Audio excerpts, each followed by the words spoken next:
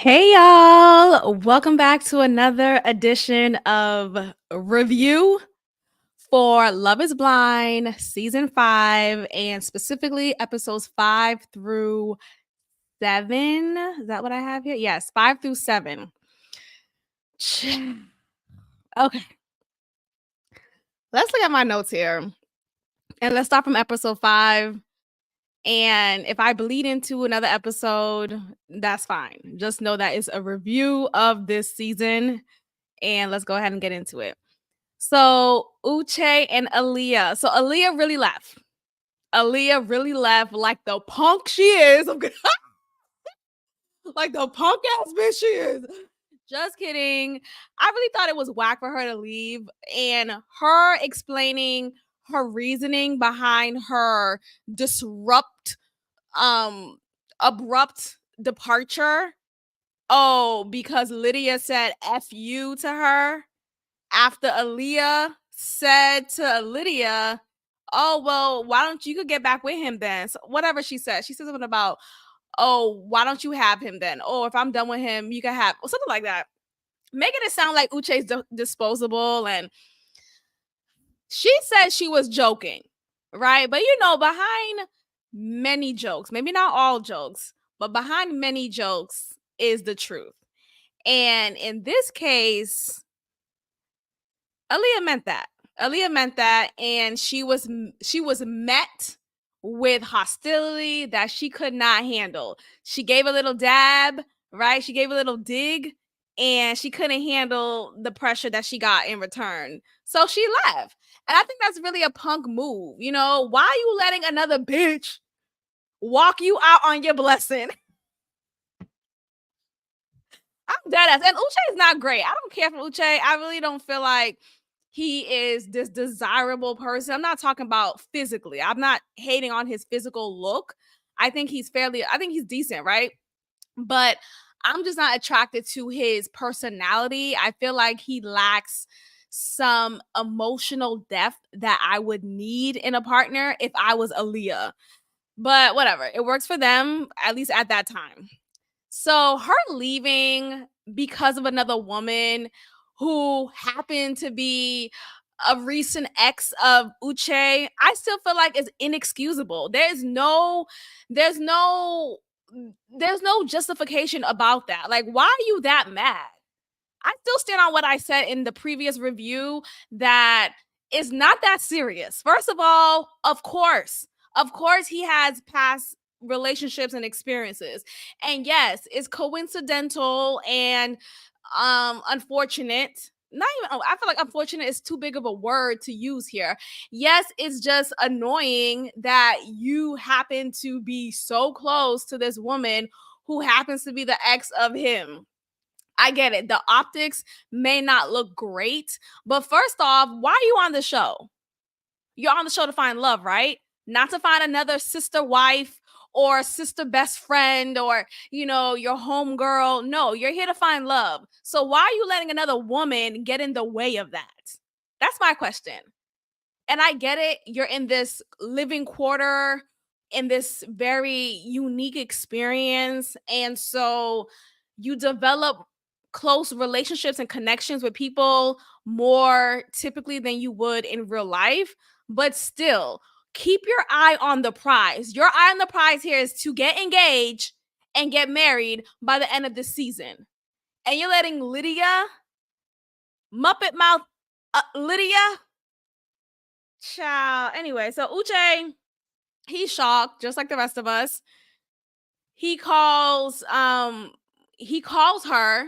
Aaliyah through another producer. So a producer gave Uche his cell phone and he spoke to Aaliyah over the phone and just kind of letting her have it, like, why would you let someone else come in between us?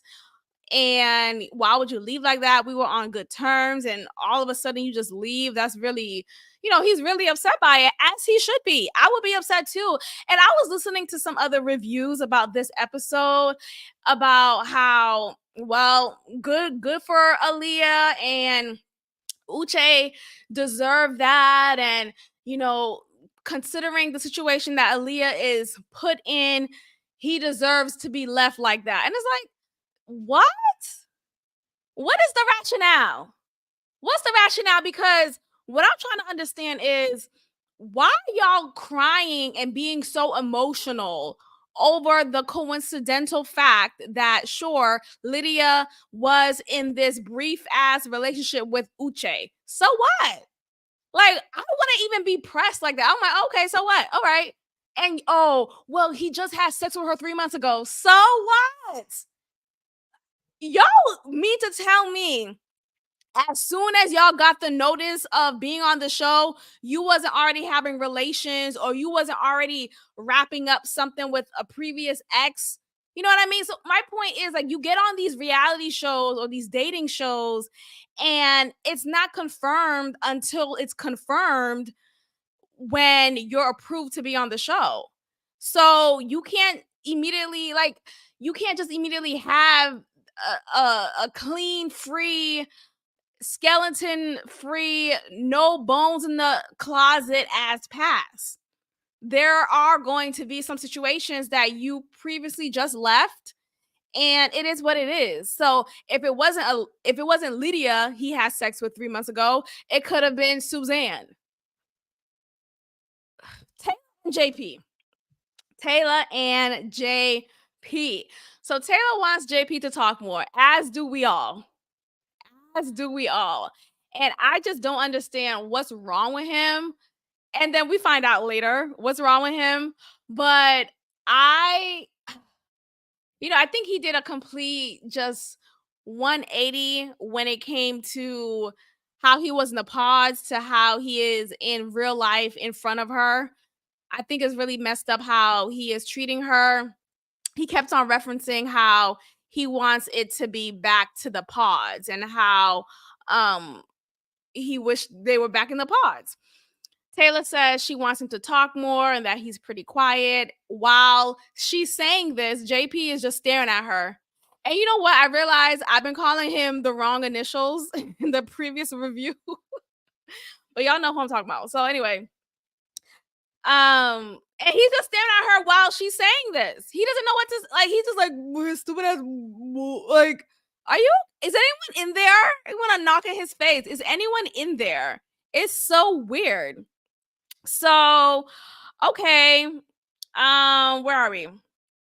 Taylor says she doesn't want to go through a divorce because of her parents, and wants to be sure about her decision on their wedding day, and says she is an overthinker. So she's trying to calm herself down, but she is picking up on the fact that he is pretty quiet, and it makes her uncomfortable because she doesn't know if he's into her like that. She doesn't know if he wants to just like be with her, because she can't gauge from his lack of conversation, or his lack of initiative in the conversation, or to have a conversation. It's just so weird. Milton and Lydia. Child, I don't know. I'm not convinced. I think they're an odd match, aesthetically and personality wise. Something about them is not ringing well for me. And I say that because they keep on making jokes about, no, okay, let me start from the very beginning. So in episode 5, they finally meet. Lydia notices how young Milton look in the face. Like, he looks very young, as he is, right? Like, that has been clear that he is a young buck. And he happens to be very, very tall. Now, here's the thing. I know for a long time now, we as women have been conditioned to want or be attracted to tall men, right? Because there's a safety that we feel when we're around tall men. It's like a biological thing. But not every tall man is attractive. Not every tall man you need to figure out a future with. Like, it's not every tall man. So Milton being tall doesn't up his points in what I deem attractive for me. No offense. So he looks very, very young. He looks like he's in a disguise. Like he's not really in his body. You know what I mean? Like he has like this like fake mustache, a toupee, and he's walking around in this adult suit, but he's a baby in the face. Like he doesn't look real, but he is. He's a real man. And as they're meeting, as they're together for the first time, they're kissing a lot. And Lydia, I don't know what is she, 5'2", 5'3"? She's super short, pretty average for a woman, right? And he's really, really tall. He's 6'7". 6'7". Did I talk about, well, not on this review, but in my podcast, if you haven't listened to that, called God Built This Podcast, on all platforms, I've talked about in previous episodes my relations with a very tall giant. Okay? And it was not okay. I regret it till this day. All right? And I was hoodwinked, essentially. Hoodwinked by the conditioning that I had of thinking, oh, well, the taller the better. You want to be with a tall man, and you feel safe and you feel secure, and this is protective measure you feel around tall men. And it's like, no, not every tall man needs to have my number. So absolutely not. Will not do that. No, that was like a gigantic, like it was just so creepy how tall he was. It was actually very scary. I was living in this complex, and he came to the door, and there's like a peephole, and I'm trying to look through the peephole first. He covered the peephole. And mind you, so we met via a dating app. And so I opened the peephole. He's covering it with his hand. I'm like, okay, that's weird. But we had this, like, we kind of built this like funny rapport. So we had this humor. So I'm like, okay, well, let me just laugh it off. No big deal. I opened the door, y'all. Child. I had to step back. I had to step back because I was amazed. I was amazed at how tall this man is, or was at the time. I don't talk to him now, but he obviously is the same height. And then when he came into the door, he had to bend his head to walk inside. It was at that point I was like, absolutely not. Never mind. So anyway, that's how tall Milton is. That's how tall Milton is, and they all look goofy. I think tall men like that, they all have this goofy look about them, just like doofus, like, okay. Child, ooh, what a time. Anyway, so they kiss a lot. Milton and Lydia, they're kissing a lot. I think they're kissing as a way to overcompensate their relationship. Like, I think both of them don't really like each other like that. I really do. I initially just thought it was Lydia, but I think he is, sure, she's attractive, right? I guess, and he likes Latina women and whatever, fine. But I don't think he's that into her as as she may want, and I don't think she's that into him as he may want. I really don't. And she does these, like, these Latina things. Puppy. She does these Latina things and just be doing too much and the sensual esque about her. And I feel like it's not a reflection on her actual feelings for him. It's just a reflection of who she is, right? So I think oftentimes we get confused that, oh, someone being affectionate or like overly affectionate and sexual and sensual means that they really like you, when that's not always the case. I think some people are just like sensual people, if that makes sense. I don't know. But the point is, I don't buy their relationship. I feel like they're trying their best to be into each other, but genuinely, I don't think they're into each other like that, in my opinion. So Izzy tries to have clear the air convo with Lydia, and I feel like he wants her to have this emotional reaction. But Lydia was just like, okay, we're good. I wasn't the one for you. You're not the one for me. And I'm really happy with Milton.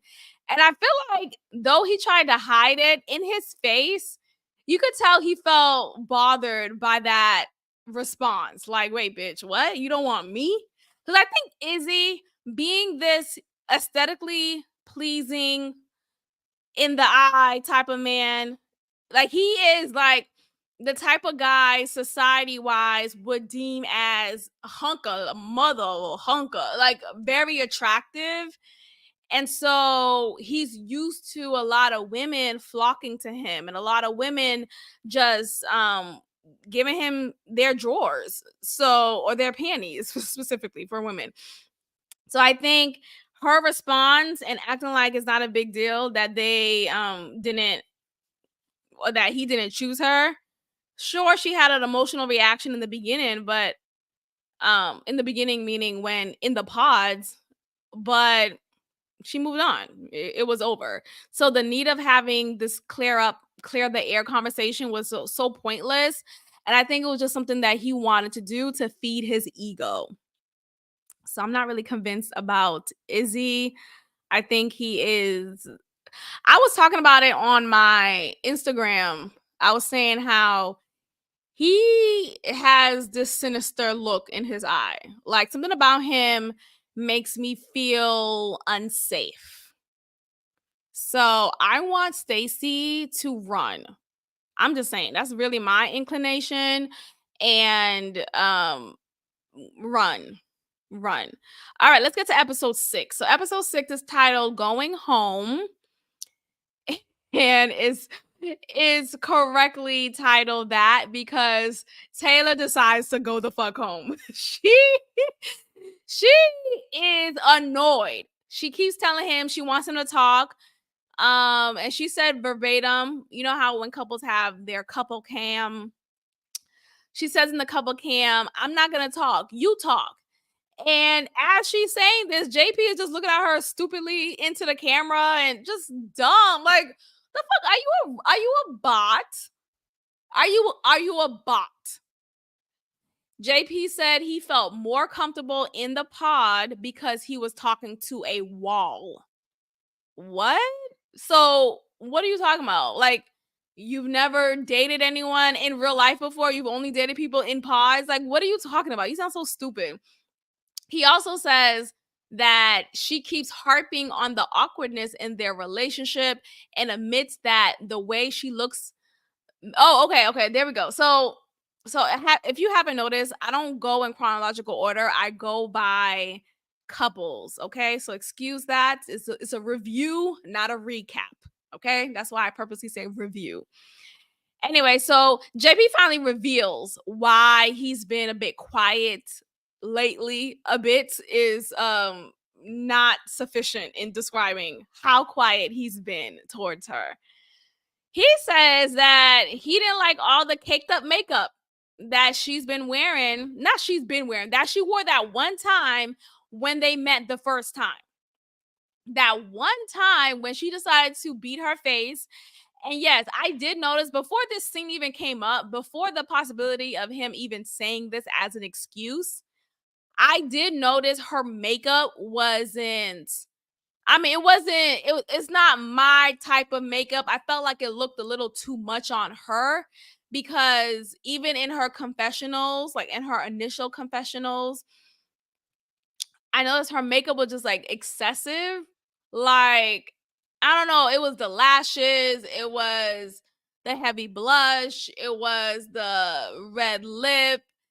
I think there's a way to do it without looking like a clown, and she just looked a little too much. And look, I'm saying this for a lot of women. A lot of women go the extra mile and they look fake or they look just extra and it doesn't look good. There's a way to wear fake eyelashes and put on blush without looking like a clown. Now, though I have this reaction or had this reaction when I first saw her in that makeup, does not excuse for him to have this reaction. I think two things can be true here. So I feel like, though, yes, she did wear caked up makeup, but my only issue with it is she didn't apply it well. Like, it wasn't applied in a subtle way, right? There's a way to wear makeup without looking like a clown. I felt like she just needs some help with that. So anyway, that was enough to make JP feel unattracted towards her. And that made him shut down throughout the times they had with each other. He called her fake as he was describing why he's been quiet, and resulted it to her caked up makeup, and he said heavy eyelashes, and he's saying this as she is without makeup in this moment. um he says, quote, she has a totally different face. And look, I agree that she looks much better without makeup. She has such a cute face. Like, she looks like a she looks like a doll. Um her freckles and her natural blush and her eyes popping and the pinkness in her lips, like, her natural face is so cute just as it is, that I do agree comparing it to her makeup look on the first day that they met, her natural look looks better. Now, this does not mean I want her to never wear makeup. It's just that I want her to wear makeup that is not caked up like that. Look like you're going to a funeral type of cake up makeup. It doesn't look good. But, a lot of people are trying to say, oh, well, women, men need to understand we don't wear makeup for them, and then yada, yada, yada. And I hate when men talk about it's like, ugh, shut up. Look, here's the gosh darn it truth. Of course, your partner, who happens to be a man, is going to have reactions to how you wear your face. That is what he's looking at daily, hourly, right? Minute by minute. So to act like he shouldn't have a reaction to it is unrealistic. Now, sure, there's a way to react to it without coming across offensive, but to act like men can't react or have any type of opinion about how a woman, his woman in particular, in this moment in time, wears makeup is asinine. It's asinine, in my opinion. So, of course, she reacts negatively towards it. She says she's gonna keep on wearing makeup and you don't tell me what to do, motherfucker. Like, she didn't say that part, but she did say she's gonna keep on doing what she wants to do. And she didn't accept that as a good excuse, which is not a good excuse. Like, I think JP is just an awkward person, and this was just a convenient excuse that he used. So it is what it is for that. She ends up telling him that, is it in this episode? Let me make sure. Yeah, it's in this episode. She ends up telling him that she is just basically disappointed in um how stagnant they've been in their relationship in comparison to the other relationships. And she's comparing her relationship to these other relationships as if these other relationships are like the sky high example, but Milton and Lydia are not that, right? But because they're kissing a lot and doing all these like coupley things, it looks like they're so cute together. But I'm not convinced. Anyway, so Taylor is like, yeah, I don't want this. I don't want to get married to you. I don't want to continue this with you. Here's your ring back. I'm gonna go ahead and catch this flight back to Houston. So shout out to you, Taylor. I am happy for that. And JP just sits there still looking stupid. Still don't know what to say. And with his bugged out eyes, like, his stupid ass response. Like, can you get a response? Why are you acting so weird? Oh my gosh, it's so weird. He's so weird.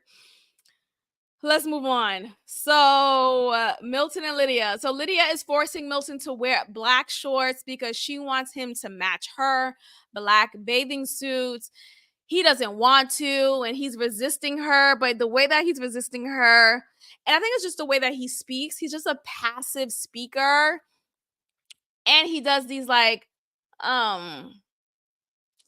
passive aggressive remarks because throughout their interaction, they're always making fun of each other. They're always roasting each other on some level. So he's making fun of how old she is. She's making fun of how young he is. And at some point, it becomes annoying, in my opinion, but it will become annoying for them at some point and some point soon. Like, come on, cut it out.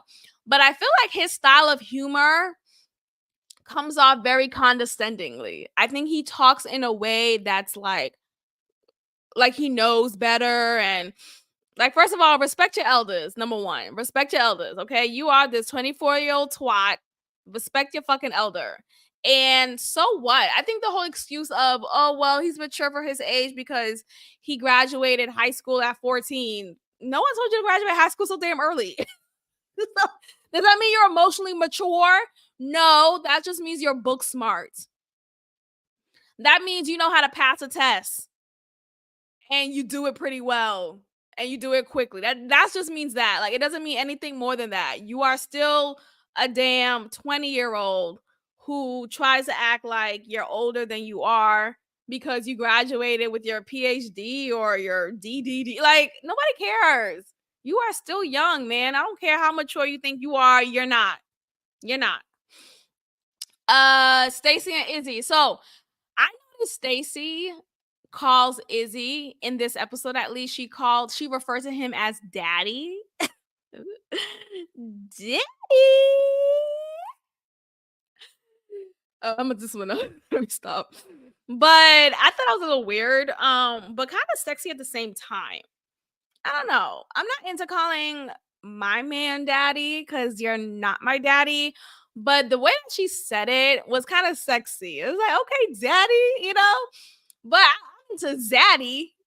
You know, there's a difference. But the whole DADDY for the man that you're sleeping with, absolutely not. Get away from me with that, Apollo. So she starts calling him daddy and tells him that she thought he'll be more aggressive in the bedroom. And basically she likes it. She keeps complimenting on his penis size. It's obviously a good size for her. What else? He is yeah, he's an attractive man, sure, but he says himself that he can come off shy sometimes. And for him, this is different because this is not a one night stand. And I guess in one night stands, he performs better or there's something serious attached to it. So he gets to really unleash, it seems like. But in this case, this is something that's serious. And he is feeling a little insecure, I guess. So we come to learn more about Izzy and his financial approach in comparison to Stacy and her way in life, in her lifestyle. She is seemingly doing better than him financially. She owns a house. She is renovating the house and she comes from money, but her father didn't come from money. He had to work him her grandfather had to work from scratch and it eventually brought their family riches and her dad carried that same work ethic and her family like her sister her the way that she grew up was pretty they weren't without. They were well to do and they take trips together to different countries while Izzy he's never been to New York. I'm sorry? You haven't been to New York? It's just so weird to me when people haven't been to these like staple places, right? Whether that's New York or Miami or I don't know, these places where you haven't been. That's just so interesting to me. But God bless, and I don't think he even has his passport yet. Like, okay, child, you're gonna have to get your passport before you get with me. She talks about like finances, right, in their relationship and what um the understandings are. So she was saying how owning a house, there is more financial responsibilities as far as like, if the HVAC system breaks down, that's $20,000. And she wants that done immediately rather than it taking a longer length of time to get that job completed. And how do you feel about that? And I don't even remember what he said. Like he's just like, yeah, he didn't really have much to say, but you could tell he feels uncomfortable with this talk because he's not where she is financially. And that is a difference. That is a difference to consider. Especially you being the man, it's just a little awkward a little bit. They talk about money when it comes to like who's paying the bill for dinner. He says he would like to go 50-50.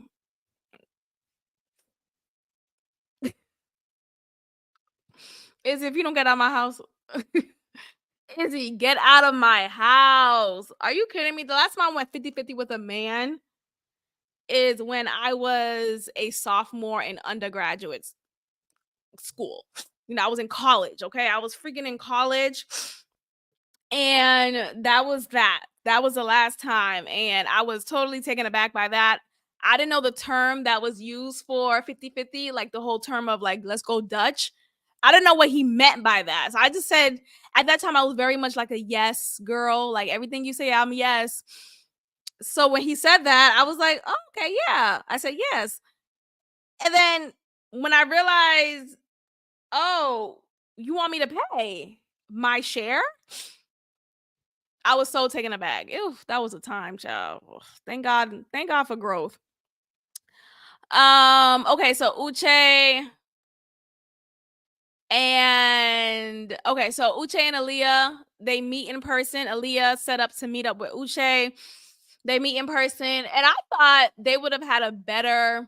Of course, under these circumstances, it's an awkward meeting. Like rather than, wow, you look so beautiful, whatever. Like there was no point during the meeting when Uche complimented her and said, "Wow, I'm really happy to see you." I think he was still upset, obviously, about her ghosting him. And I understand that, but I just felt like in that moment he could have complimented her once. Like her hair looked nice. I love a good wash and go on black women. Like black women, okay? Women who look like me. Women who are of my same complexion. There is something about a wash and go on women like us that I find so endearing. So it was really unfortunate how he just completely didn't even care. Like, first of all, compliment me first before we break up. Like, anyway, so they ended up breaking up, or they weren't even together, but they ended up not continuing this relationship even more so. He says how he was so disappointed with her way of resolving conflict that he felt like this is something that is consistent in her life and he wants no part. He would hate for them to get married and she's like this, so he rather not. Okay, boom, boom, boom. Episode 7. Let's get to episode 7. First class love. Now, a lot took place here. And I just feel like this episode made me wonder if the door is really closed between Uche and Lydia. Um, and I say that because at the pod party, you see how Uche is confronting her about things that happened in their relationship months ago. Which I think, sure, in a real world, you don't wrap things up in a nice, neat bow and There is some things that are left unsaid, some questions that were never posed, and that's pretty normal. It is pretty normal. So I can't even be mad at them trying to have this conversation, but the level of veracity, is that the correct word? The level of veracity during this conversation just makes me wonder, not the that's not the word I was thinking about. But there was just harshness, okay? They were very harsh in how they spoke. Well, Lydia was very like harsh in how she reacted. She wasn't at all trying to fess up or take accountability in her play in their relationship. And then I'm also thinking about it from a different lens because oftentimes when a woman is acting crazy, the man, yeah, not to bring it back to the man being the fault here, being the one at fault here, but I do have to say, oftentimes it's because the man has led me to that point. Seriously. And okay, so we learned that Uche did in fact sleep with someone else, or he had a little relation with another woman as he was with Lydia. And I think he's the type of person, it seems like he gaslight you and make you think that you're at fault and you're crazy. And then you start to feel crazy. You start to become crazy because he's very convincing. He's a lawyer. He's a lawyer. So, anyway, so they had that whole blow up at the pod party. Chris and Johnny are boyfriend and girlfriend. The same Chris who said to Johnny in the pods that he's gonna choose himself instead because he wants someone who is excited about him. He ends up changing his mind when they all flew back to Houston. So, okay. Love is love. Love wins. Stacy and Izzy have a little argument about plastic plates and the lost and found bin. I thought this was so silly. Yes, he should have threw away the bin, especially since he didn't know who it belonged to. But I think initially he probably thought he would um get back with any of the women whose belongings were left at his home, and he probably wants to do the right thing by handing it back to them, but it never ended up happening. I remember, I think it was him who said um when he moved to this spot, it was shortly thereafter he got accepted to be on the show. So I don't think he had enough time to really clean up the place and really have it be better than what it is. You know, now the whole plastic plate and cup situation, I do think that's very tacky. That's just my personal preference. Um, as an adult, right? But because you can find plates at a cheap price, that's not paper plates. But I think it's more so about cleaning. You know, he probably doesn't want to clean, even though he may have a washer, dryer. I mean, a dishwasher. He doesn't want to clean. So anyway, I just don't think it's that to be so upset about that. I feel like Stacy was just a little doing a little bit too much. Even with the lost and found bin, like there's a way to talk about it without blowing up that much. And I think she just blew up in a manner that was unnecessary while Izzy was being very calm, you know? So, I don't know. So he ends up meeting her family, and of course, they're well to do. And her father feels like, look, she wants to fly first class. You know, she wants the nice things in life. And basically, can you do that? Can you provide that for my daughter? And the answer is no. At least not right now. Um Lydia has, what is it? He meets her mom. Okay. Yeah, Lydia has Milton meet her mom and brother. She sounds just like her mom. And it just was a silly, I don't, corny. Like Milton just looking there like a damn baby. Don't know how to speak. And yes, they have a thick the mom specifically. She has a thick accent. But stop saying huh every second or what was that? Excuse me. Like listen, man. Like use context clues, really be in the moment, be present. All right, you guys, I'm gonna go ahead and end it here. My nose is killing me. I don't know if my allergies coming in, but that's my review, and I'll be back for the next half of the episodes for this season. Thank you so much for listening or watching, and I will check in with you all next time. Peace.